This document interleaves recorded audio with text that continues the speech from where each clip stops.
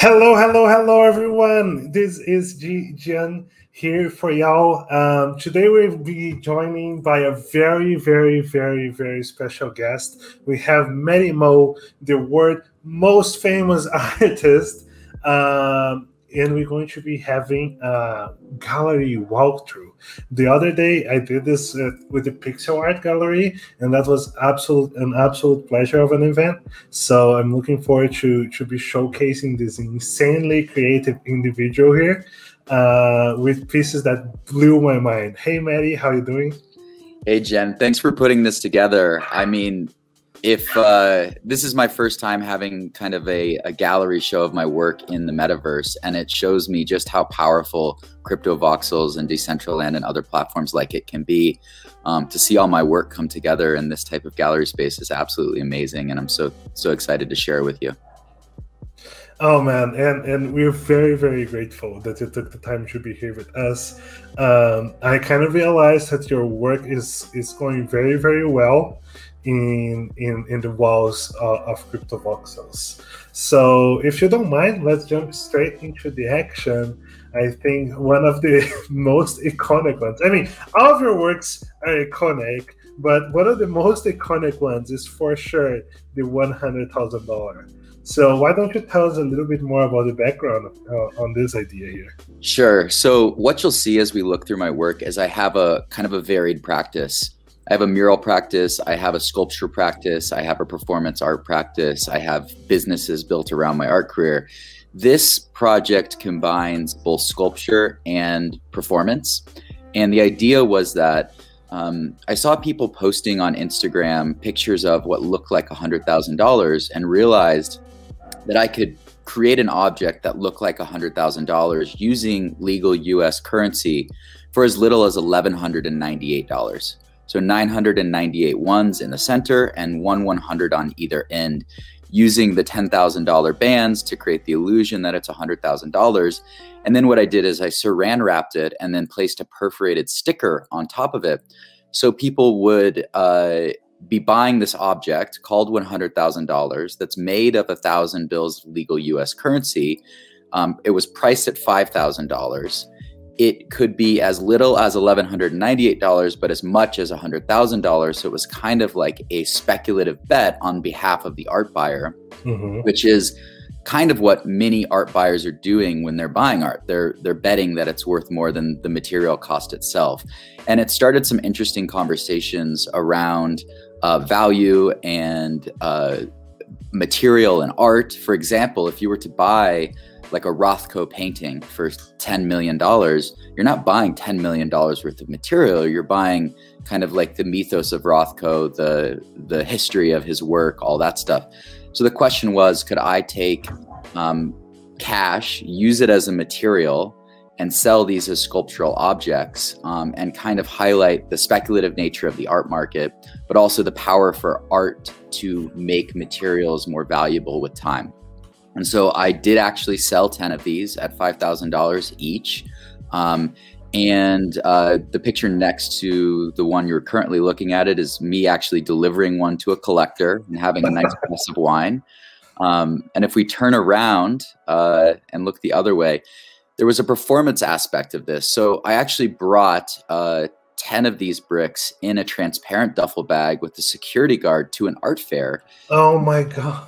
And filmed a video of me walking around as a prospective buyer with my security guard and my cash, and then juxtapose that with me just being an artist. And I actually have a video that was created of that I'd love to share with you if you'll let me. Oh, absolutely, man. I'm excited. Let's go. Okay, so whenever you're ready, I will go ahead and play this. Let's go.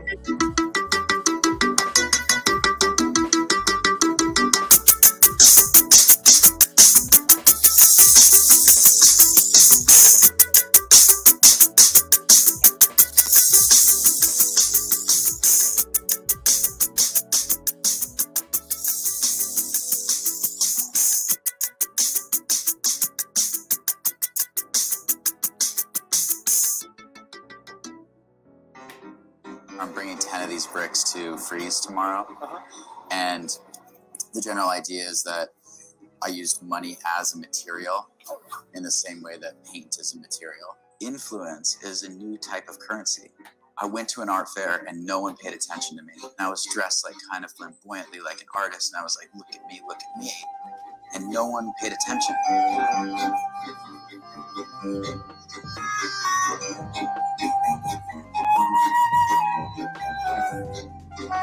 I asked a gallerist if they'd represent me, and they said no. And then I went back the next day, walked in with a bunch of cash, and all of a sudden I was their best friend.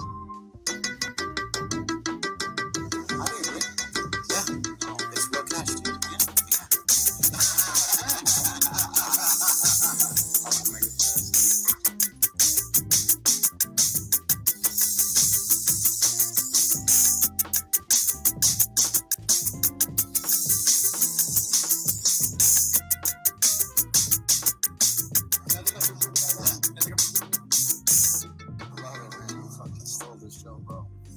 Most famous artists.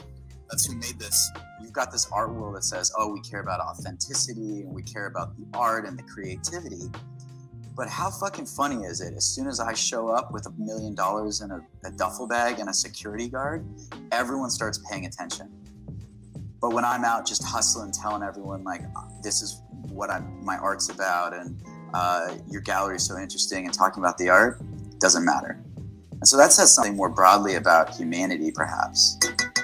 Let's take a picture of you. This is amazing, man. Sure. This is amazing. I'm gonna do the audience with you. Okay, that'd be great. Maybe I'll be in the show next year or something. TheMostFamousArtist.com. He runs the show. This show. At least most of the critics say, I could have done that. And the point is, go fucking do it then. So you'll see that this video has 17 million views on it. Oh, wow. And yeah, it went quite viral. So that was a big success. Anyway, so that was a performance project, that was a sculptural project, and that was one of my more iconic projects from 2016. Shall we keep it moving? Absolutely, man. I'm just taking some time to digest the difference in reaction and the fact that everyone wanted to spend some time with you. Just for the sheer perception of the money. Amazing. Yeah, it's fun when you can create art that changes people's perspectives on things. And that was kind of the hope with this, is like changing people's perspective on like materials and material costs, changing people's perspective on how the art world treats the core element of the art world, which is the artist, how the art world treats the collector. And I was able to kind of bring a lot of that stuff into the light with this project.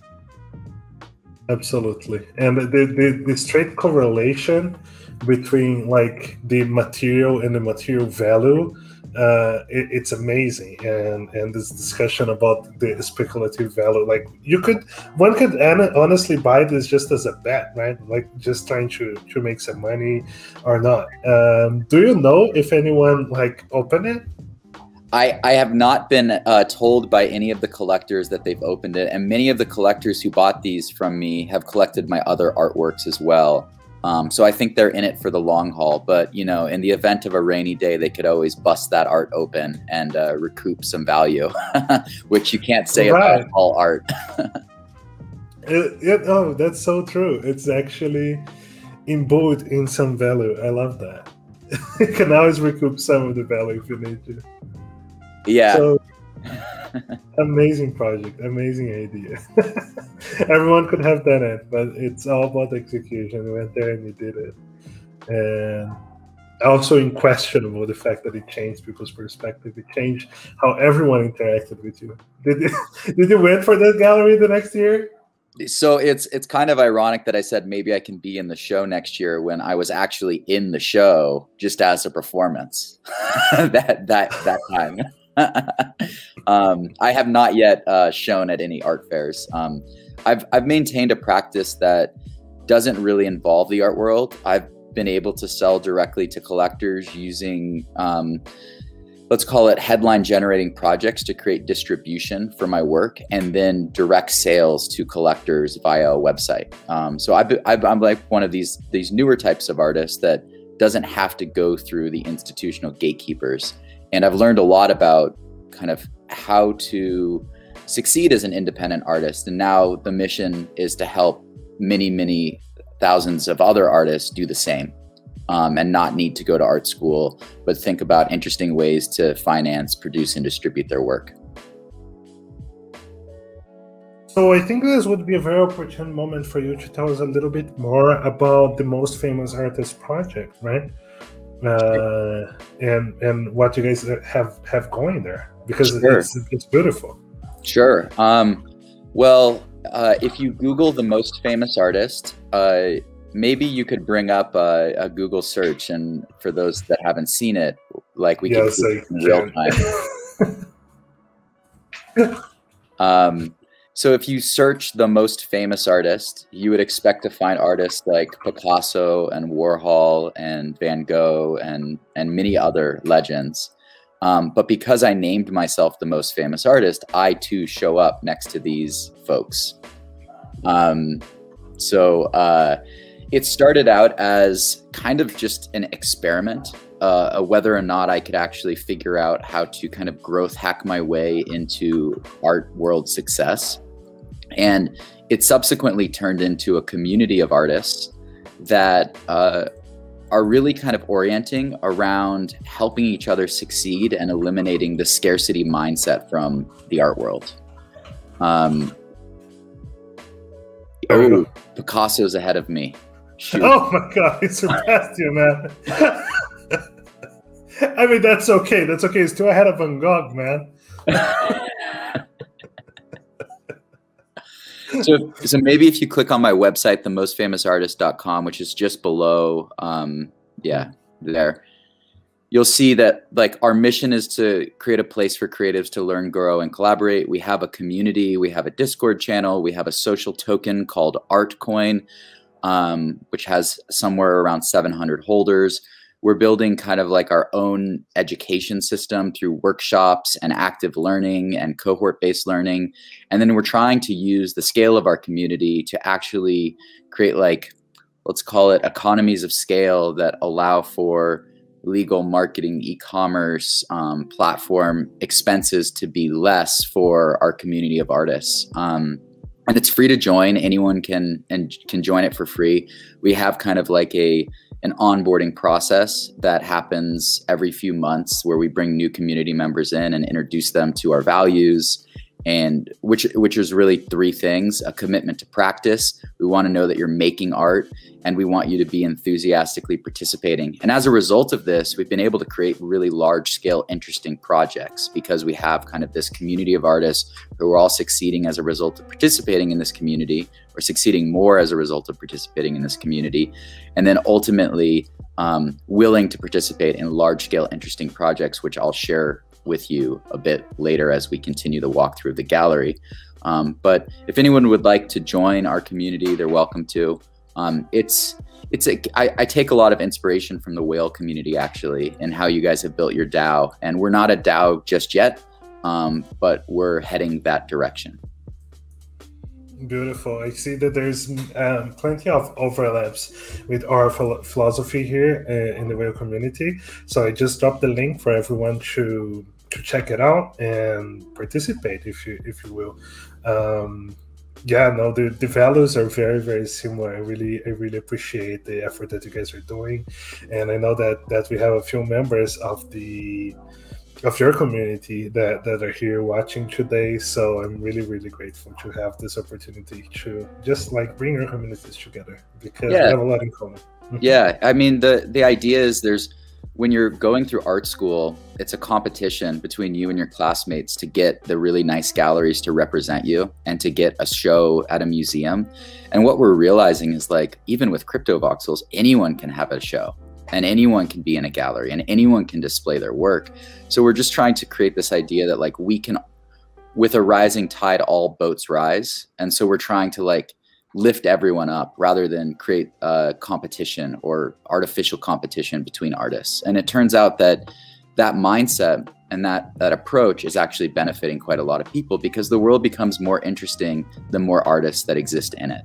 And so we're kind of, we're aiming to help artists succeed because we want an interesting world to live in. Absolutely. Now, I feel like the NFT community in general is way more open to partnership, is way more open to giving back. Is you see plenty of artists that start collecting each other's work in the standard art market. You won't, if you are an artist, you won't be buying art from other people, right? You expect people to buy from you. So I really like this mindset that we have. We won't necessarily have it forever if we don't cultivate it, but it's people like you that help push it forward, and I love it. I love it. So one thing someone asked, this is in relationship to the $100,000. What's the most important message for the buyers that you wanted to send here?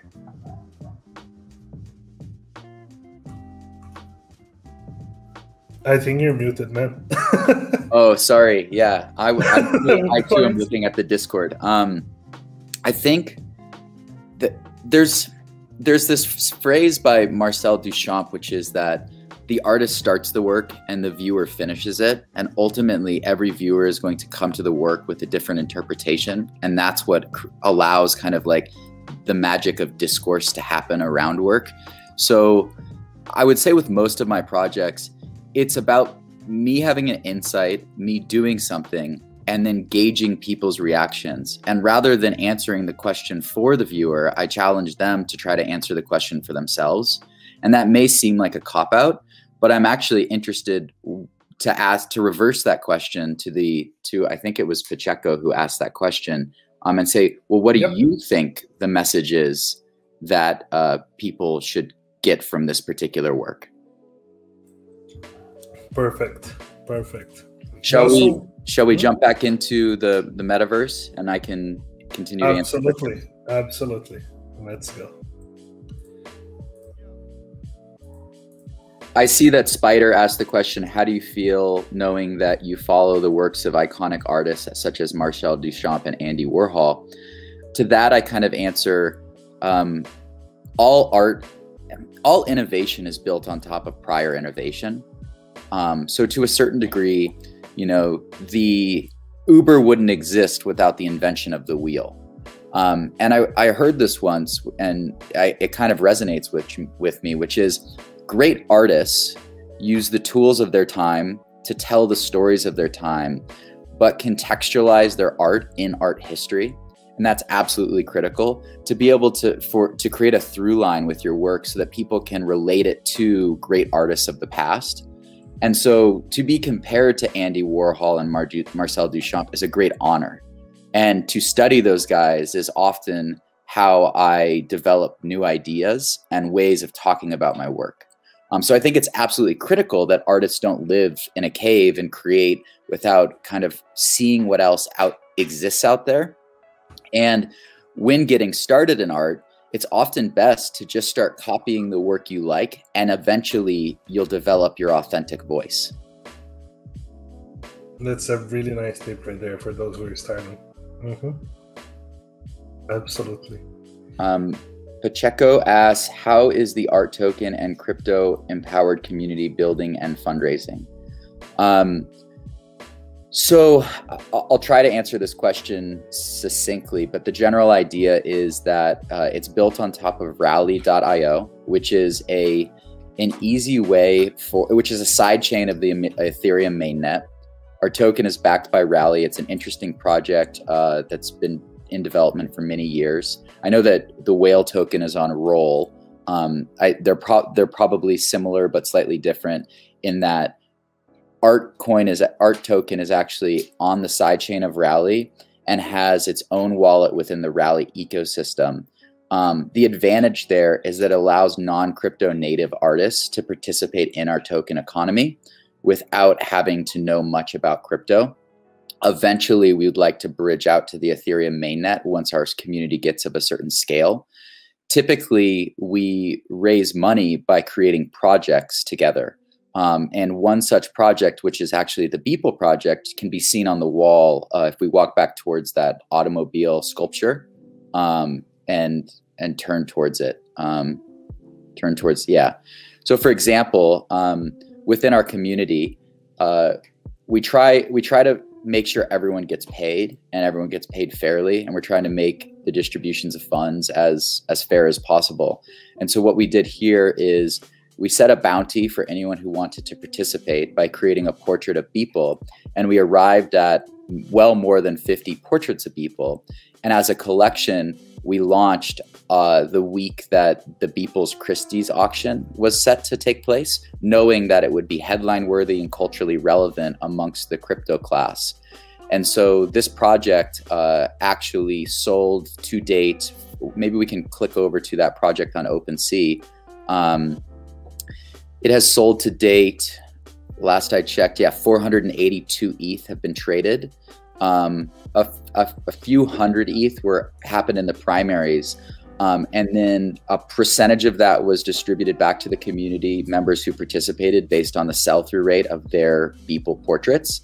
And a portion of that went into a community treasury, which funds the organization itself. And so it's projects like this that allow members in the community to make money, because had one person made a Beeple portrait, it would have fallen on deaf ears. But collectively, we were able to make something that feels more collectible, feels more substantial, and together win. And so that was kind of the impetus of this project and one of the mechanisms through which we fund the community. If we jump back into the CryptoVoxel space, I can actually show you some more ways we fund the community. So we'll go back down to the car and we'll look at the video playing on the wall. So we have a couple businesses that exist within the community, and one of which is a mural agency. And you can go to the mostfamousartist.com/murals and see some of our past work. But we've worked with all sorts of brands, from the dating app Bumble to Ford to this particular mural, which is for the Getty, which is actually a museum in Los Angeles that wanted a selfie-friendly mural. So the mural agency is now run by community members, and the majority of proceeds from mural-oriented projects go back to community members who participate. And because it's open to anyone in the community, folks who don't yet know how to paint murals can participate in the projects, get paid a day rate to participate in the projects, and learn the trade themselves so that they can expand their practice. So that's another mechanism through which we raise funds for projects within the community, but also provide opportunities for community members to monetize their skill sets. I absolutely love it. I'm going to let it play again. It's so pretty. So the tiles on this mural are actually, I went to the Getty Center, the Getty Villa, and actually took photographs of the artworks there, and then used those as the elements of the mural. So the tiles you're looking at on the left-hand side of the mural actually are tiles that you would find at the Getty on the ceiling of one of their pavilions. That is amazing. It was very laborious to produce. I think this was a multi-day mural. And you know, different members of the team had different skill sets, and that's what enabled this mural to come together. Because I personally couldn't paint that sculpture as realistically as one of our community members did. How many members did it take to make this one? This was only around 5 members. And this was when our community was 100% analog. So this mural took place, I believe, in 2018. And we had not yet built out a digital format of our community. This was all like an analog community based out of a studio in downtown Los Angeles. We only had about 20 people participating. And it really was since COVID hit that we took our community more global and built the infrastructure to empower a global distributed community of artists And it happened to coincide with kind of like the rise of NFTs and the rise of social tokens. So we're trying to stay ahead of the curve and use the technology available to us to continue to push this vision of empowering artists independent of the gatekeepers. It's beautiful. I love it. I love it. So shall we move on? Shall we go for the next thing? I'm very excited for this one. I wanna know the backstory. Yes. Let's talk about this, the Pink House. Yes. So this is a fun one.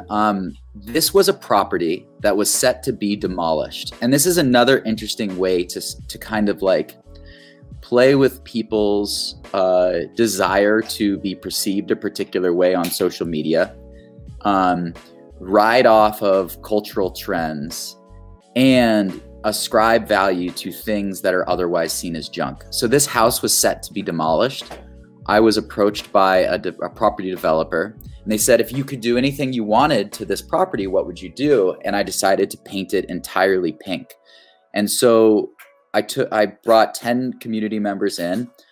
We put many hundreds of gallons of pink paint into spray guns, and within a half a day had painted this entire 5-building property on a corner, a full square block of Los Angeles pink, millennial pink, which happened to be the color of the year that year. This was done in 2017.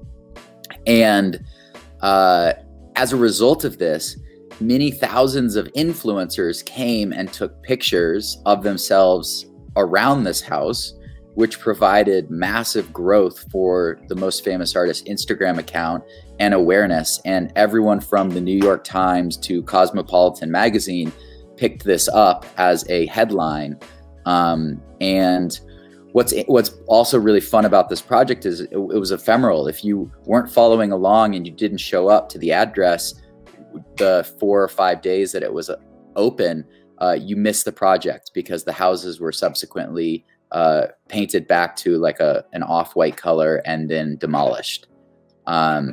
So this kind of this project was very fun. It brought a lot of smiles to lots of people, and it wasn't that complex to actually produce. But it had a massive impact on kind of the visibility of our team and community. So wait, you're telling me that they painted again before demolishing? Yes, because we didn't have a permit to actually paint this hot pink, and not everyone was happy with us that a hot pink house showed up in their neighborhood. Oh my God, you need a permit to paint like this? We didn't realize that doing research with communities before you do projects in communities is something that's critical to the success of these projects. And so we learned that lesson the hard way, and now do a big deep dive into the communities of people and the locations we might impact with our large scale participatory artworks. Amazing. Very, very interesting. I love how surreal it looks.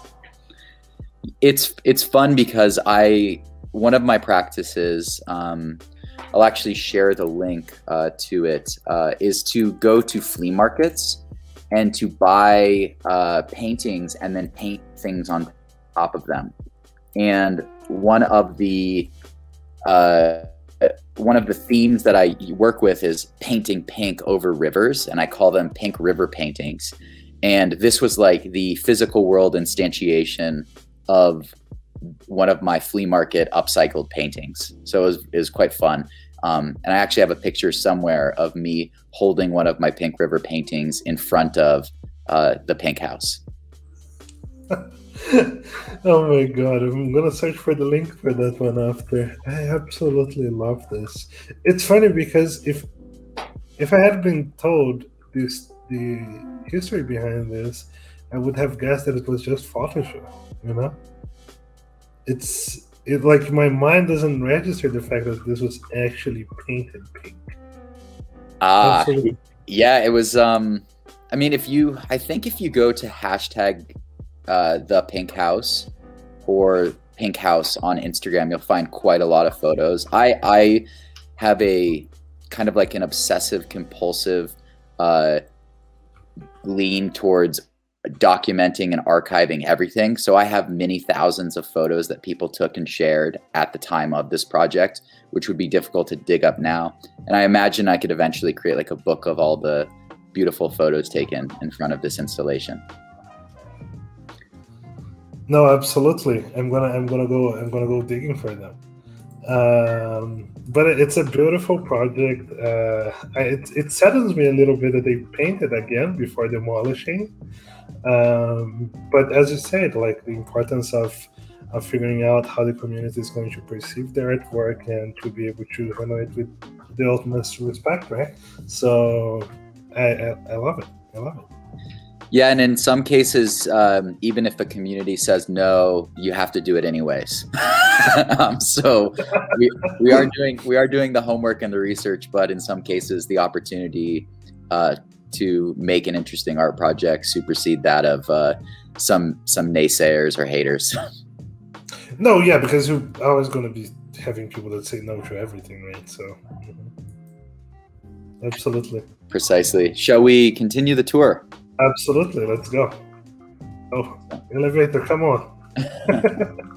This is such a beautiful gallery space you guys have built. Congratulations. Oh, thank you. No, this is on the Crypto Motors guys. They do such a great job handling the galleries, and their work went amazingly on it.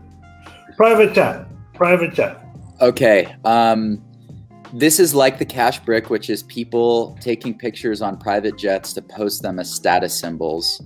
I decided to create a sculpture that was a facsimile or like a copy of what the interior of a private jet looks like, and then allow the public to take pictures inside of it to post on social media, kind of dispelling this like success theater that was going on Instagram of people taking pictures and sharing them on private jets to symbol some semblance of some kind of status.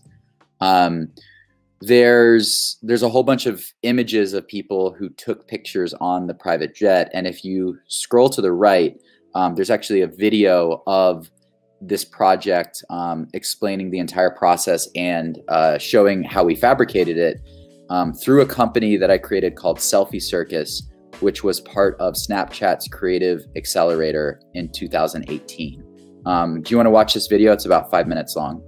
Oh, no problem at all. Let's watch. Is it possible to turn on the sound for this?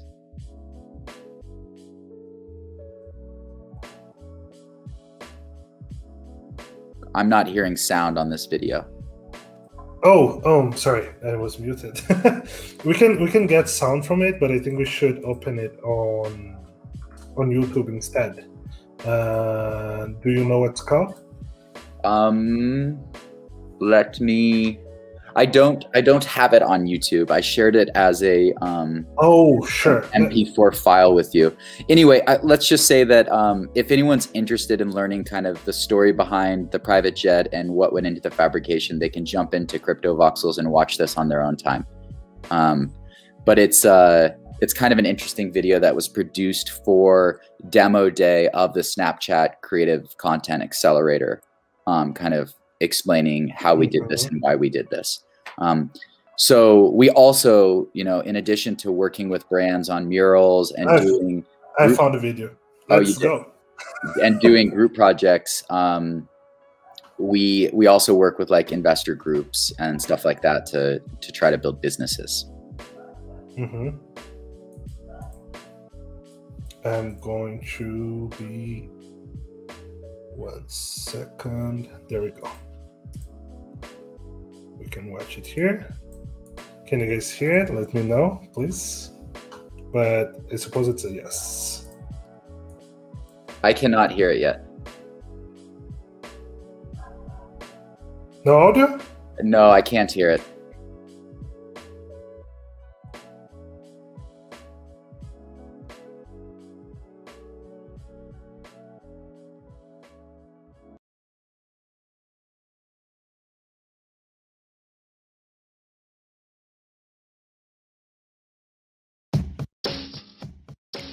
Now it's working.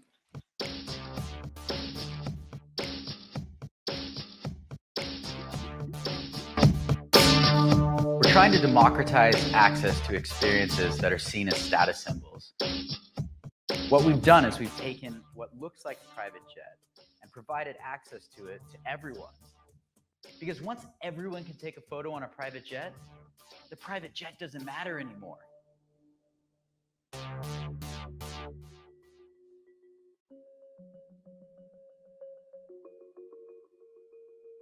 Selfie Circus was created to capitalize on consumers' desire to make selfies.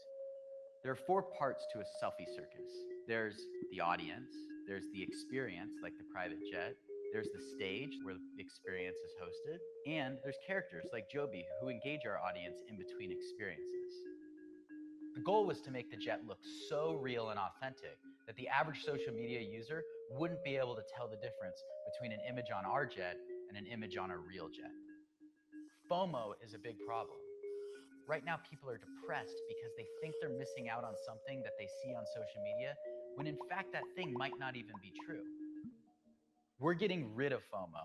We're democratizing access to experiences that were otherwise perceived as status symbols, and in doing so, taking away the power that those symbols have so that a new form of status can emerge, one that is built on creativity, and one that is built on inclusion, and one that is built on storytelling. Fabrication was complex. It had to be modular. It had to be cost effective. It had to look and feel authentic.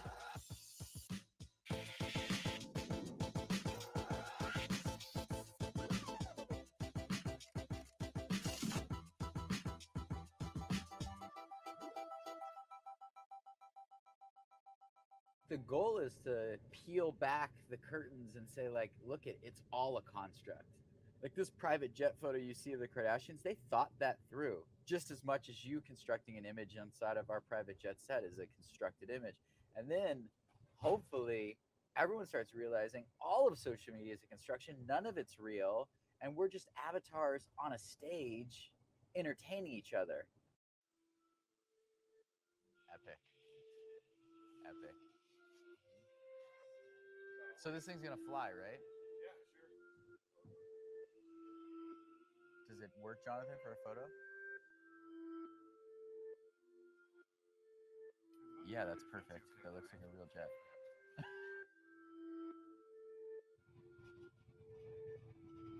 What are the final stages? Well, you gotta get the jet fixed up. You gotta move into the space. We're starting our marketing campaign. We're like 2% of the way done, and we're going live next week.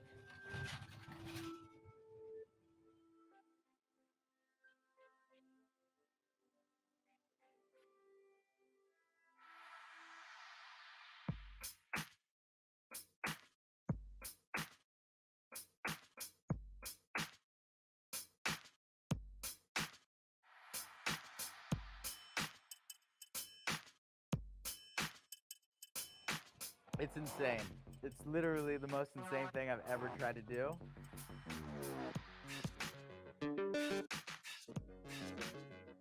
I think everyone's gonna want to take a picture in a private jet. It's just so funny. Like, you either take a picture because you think it's absurd, or you take a picture because you want to flex on your Instagram followers. I mean, I think people that have even been on private jets will want to take a picture because it's just so damn funny.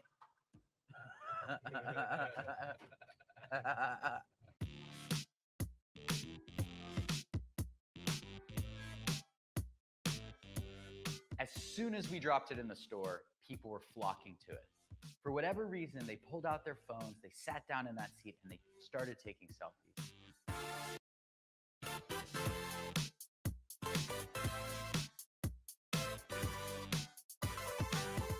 Illusion is sacred and truth is profane.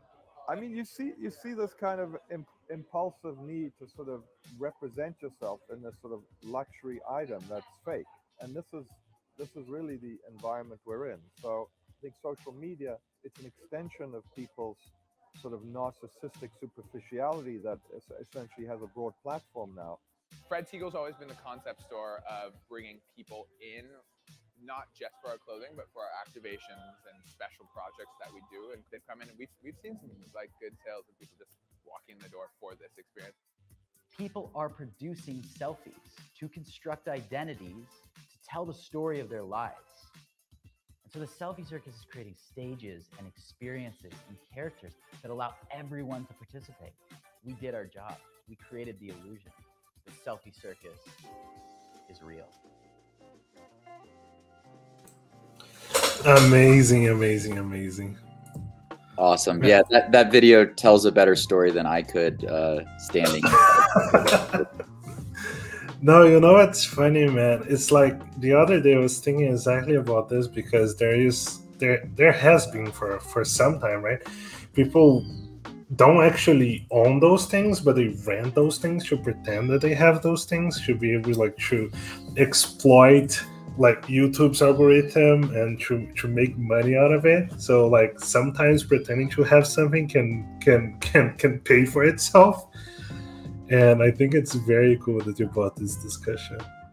So this object ended up getting sold to a collector who has it still, and eventually one day we might see it in a museum. And I think what this does best is it captures kind of like that moment in time, like between 2018 and 2019, when everyone was like out looking for walls and experiences to take selfies in. Like think about the ice cream museum or any of these kind of like ticketed selfie friendly experiences. So I think the goal was to try to encapsulate that moment in time with like a highly viral and kind of let's call it controversial take on the entirety of what was going on in culture. And so this was a fun project. It was expensive to produce. Selfie Circus as a business didn't work out. It turns out that it's just like very expensive to build things with atoms. And that's why I'm so excited about CryptoVoxels and all the things happening in metaverses. And I guess the final piece that we have to show is right on the other side, which is this project I did with Gucci. And this was kind of one of my earlier projects. It took place at the end of 2015, early 2016. And Gucci approached me as soon as Alessandro Michel became the new creative director and said, we'd like you to remix our new patterns into your art. And a big part of my art is appropriation. And so I found that I could use the image of American Gothic, which is an iconic painting from art history, because it was now in the Creative Commons, and put the Gucci print on top of it. And so this was a collage that was then photographed. And if you go to a link that I'll post in Discord, which is themostfamousartist.com/headlines, you'll find all the headlines that were generated as a result of this project and the idea that Gucci was starting to collaborate with artists. And they've since had a long history of collaborating with artists. And so this is kind of one of the ways I keep track of my work, which is what headlines have I created with all of my projects. And it's by date, and it's like, for example, in 2019, I fake proposed to Miley Cyrus on Instagram and she said yes. Sorry, what? Yeah. So I changed my bio on Instagram to getting married, or will you marry me, Miley Cyrus, or something like that. And she said yes. And as a result, all these tabloids and folks picked it up and made it news, which was just so funny. In 2020, we did a project that you probably all saw, which was the monoliths. The Mashable piece at the very bottom of the 2020 list is probably the best one to click, but we were able to provide kind of evidence that we were building monoliths and installing monoliths, and kind of broke the story that our collective was involved in the monolith story, which everyone thought was aliens. So that was quite fun. So we had, like, you know, photos of our studio fabricating them and all that stuff. Mm-hmm. Yeah. This is one of its dude. I remember so vividly thinking, like, oh my fucking god, like, what is happening? Man, and what's very cool about the community is because we have members all over the world, we are in a unique position to be able to do these kind of like large scale global installations. So I would expect more of that kind of stuff from us in the future. But we have become very excited by the opportunity that NFTs present and building the infrastructure for our community. I love it, man. What else do we have here? Yeah, we could keep going. Let's go up to 2021. Another one of our projects that was quite a success is we made 69 NFTs of Elon Musk smoking weed on Joe Rogan and launched it on April 20th. And so that collection sold out in a day. We sold it for Rally tokens, which are the currency that we sold it for Rally tokens, which are the currency that our art token is built on top of. So the Rally community was very supportive of us. But this Stoned Elon project made all the artists that participated a bunch of money, and it was a good project. I wanna look at it. If you go to OpenSea.io/collection/Stoned Elon. Stoned Elon. If you just search Stoned Elon, you ought to find it. Yep, it's that one. There we go. So what's so cool? What's so cool is all the artists in our community have these different styles, but when given the same brief, you kind of get like a really interesting taste of like just how diverse the aesthetics are of our community. Oh, the price of all of them were like for 2069. Yes. Oh my god, man. Oh, I like this. Wow, man, they're so creative. I love it. Yeah, it really brings like quite a lot of joy to be able to see everyone's creative interpretations. And for a lot of artists in the community, this was their first ever NFT that they've ever created. And they sold it. So, you know, it was a big like kind of success for a lot of people. Yeah. Absolutely love it. I love to see the difference in styles. I'm posting in the chat also a link to a Grimes drop that we've done. After Elon, we did Grimes. We had in the past for these projects, we've minted them all into my wallet, from my wallet. But with this Grimes project, we had every artist in the community mint to their own collection through their own wallet, thereby kind of teaching them the process of actually minting something, which many hadn't done. And this wasn't as financially successful as, let's say, the Beeple project, but it did force everyone who participated to learn something through participating. And as a result of that, quite a few of these artists have gone on to make their own successful NFT drops because they learned how to do it through this process. Mm-hmm. No, yeah, the Wave community, we have had similar attempts in the past because yes, you can mint for people, but people always have this like kind of a block. They don't exactly know how to go about minting, and thus it can prevent a bunch of people from trying. So I love that you guys nudge them in the right direction. I think it's a very important step. And what's for any artist in the space, really. What's also very cool is through these various projects, we're building kind of a directory of the artists in our community where you can compare apples to apples or Elon to Elon or Grimes to Grimes, the various aesthetic styles of members of our community. And as a result of that, we're able to more easily pitch brand partners who approach us about working with particular members of our community who have aesthetics that fit kind of the brand's requirements. Absolutely, yeah. It makes for a portfolio, really, right? They can explore different options. Mm-hmm. Really, really cool. Oh, this is a long one. Yeah, we had 105 artists participate in this, and my god, the turnaround time was less than a week. So, you know, I think even more artists would have participated had we had a bit more time. But it was a very exciting project to see come together, and that happened in early May. Mm-hmm. Absolutely, dude, amazing, amazing, amazing, amazing. It's so easy to make content out of Elo and Grimes. People immediately are like drawn towards it somehow. So I've also just posted a link of our artist directory for our community.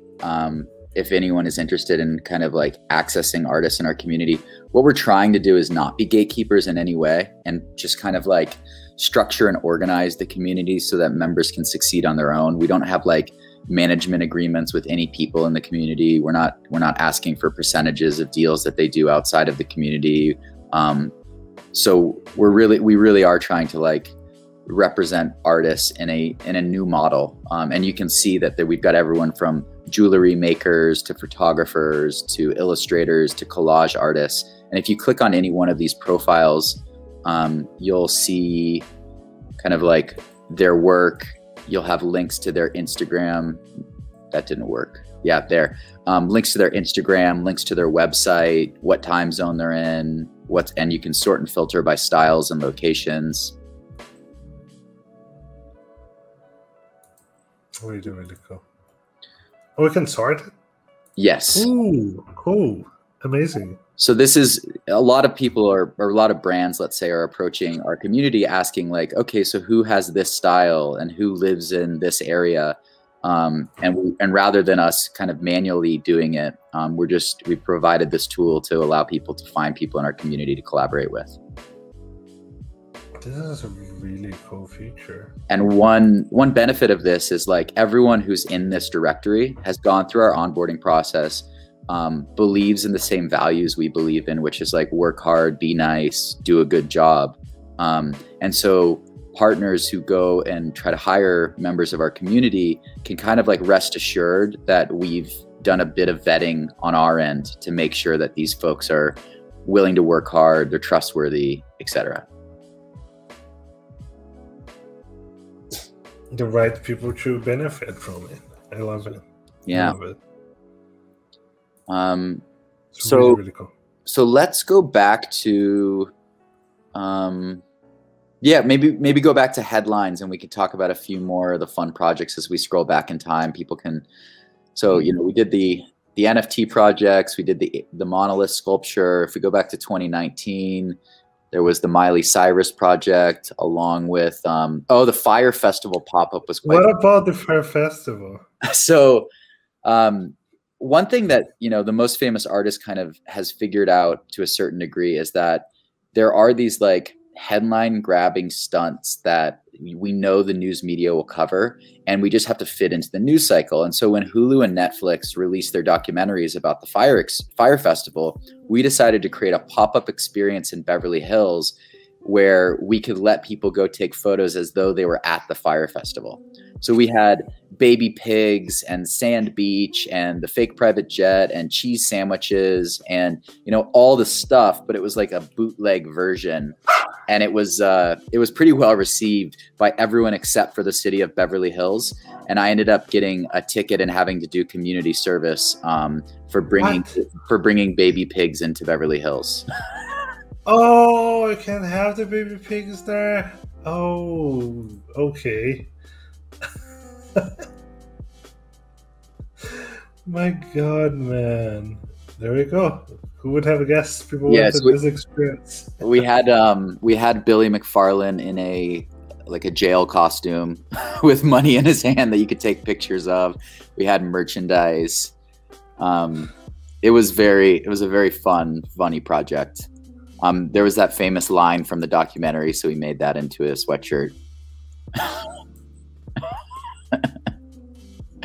I hope you can start to see that like much of our art is, or much of the art that I like to create has more to do with like bringing humor and levity and allowing people to participate than it does with like the over intellectualization or the fetishization of technique. And so in that way, my art practice is different than a lot of artists out there.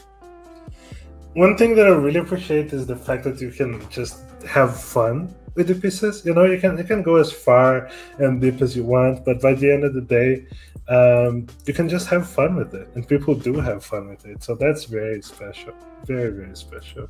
Look at this. Oh, you guys also had the jet there. We had the jet. We had the cheese sandwich.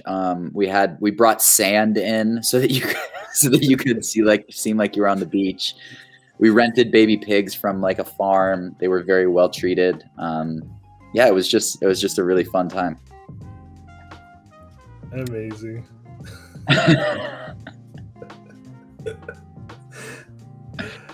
Oh my god. So if we go back to headlines, we can maybe talk about a few other projects. I know we're at an hour now, but no worries, man. Let's keep going. Okay. No so if we go back to 2018 was the private jet experience. Early 2018, if we keep going back.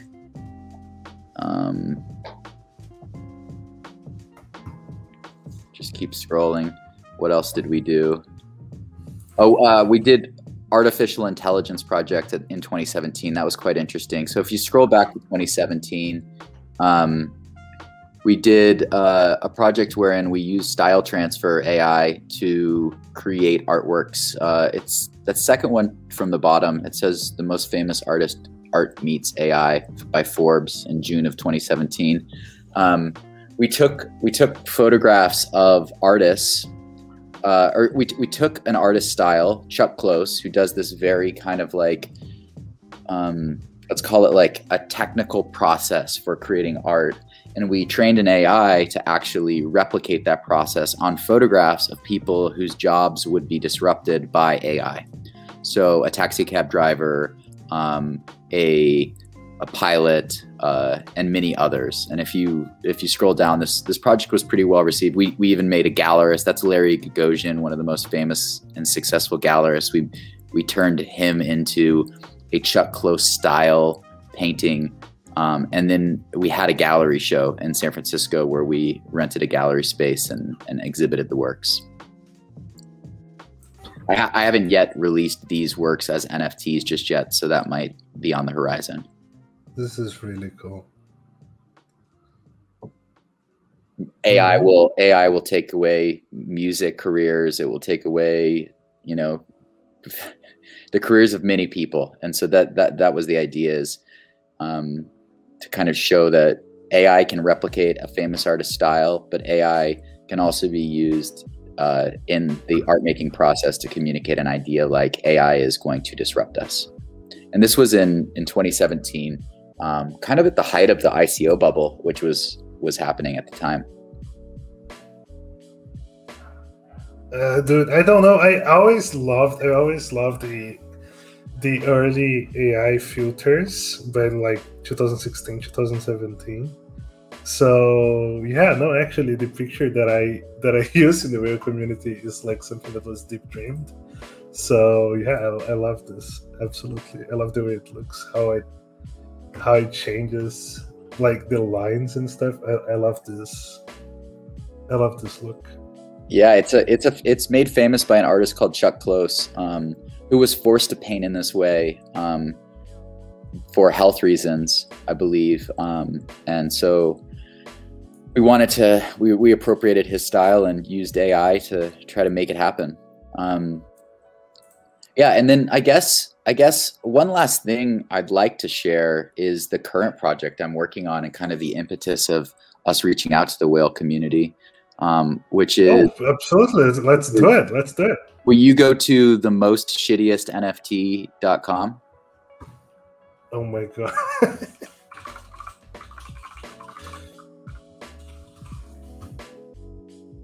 we go.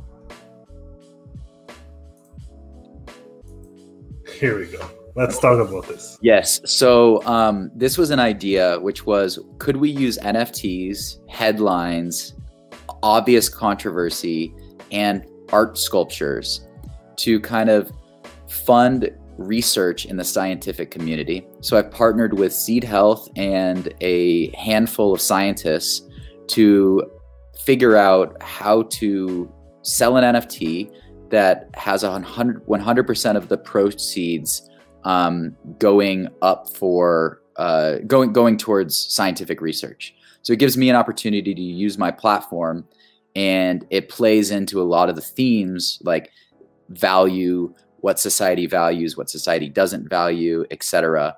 I actually have a test video that I could show you of the actual object that we've created that's going to be minted on Tuesday, the 29th of this month. I've shared my screen. If you want to pop that up, I can play the video. Let's go. So this is not a final video by any means, but this is a test shoot of the video of what the NFT will look like. And the NFT is coming paired with this glass sculpture. So it was actually created with my fecal matter in the center in an FMT, which is a fecal matter transplant technology that actually helps people get a more healthy gut. The sculpture was created. It was then photographed using a 360-degree camera. And this will be what the NFT is. It's going to look slightly different. We're still picking out like the background colors and fine tuning it. But whoever buys the NFT can rest assured knowing that 100% of the proceeds are going to gut health research, largely facilitated by scientists and the folks over at seed.com. And they'll be given a sculptural object with my own human fecal matter in it that ought to be well enough produced that it could be eventually shown in a museum as kind of this like groundbreaking moment in the NFT space, wherein we used art and science and NFTs to create an impact. I have a few more images that I like to share here of the concept. And dude, look at this. Look at this. This is... Oh, wow. First of all, I love the way that it's just floating in this like huge glass thing, and like depending on the angle that you are, you get a different effect. It's just like an amazing showcase of what is essentially just the shittiest NFT. Really. Yeah, so it's the most shittiest NFT, and it's an FMT in the center of my own biomass that's been freeze dried and then encapsulated. We're calling it a crapsule. It's just funny. And so we just found out this morning that, you know, we put out a proposal for the whale community to buy this for the vault. The proposal passed the Senate, which was the majority of community members, passed the House, but it did not pass in the Senate. So there's very little chance that the whale community will actually be buying this for the vault, which is fine, because we appreciate you guys kind of giving us visibility and introducing us to your community. That said, we are still actively going to drop this on the 29th and have it up for auction, hoping to raise 6 figures for gut health research. And whoever the buyer is certainly going to be part of headlines if they choose to be. And you know, the media value alone could be interesting. So that's the next project I'm working on. I'm really excited about it, and that was the impetus of this walkthrough, to familiarize folks with my work and tell them a bit more about the project I'm currently working on. No, yeah, the community really appreciated just the sheer knowledge, the scientific value that this discussion brought.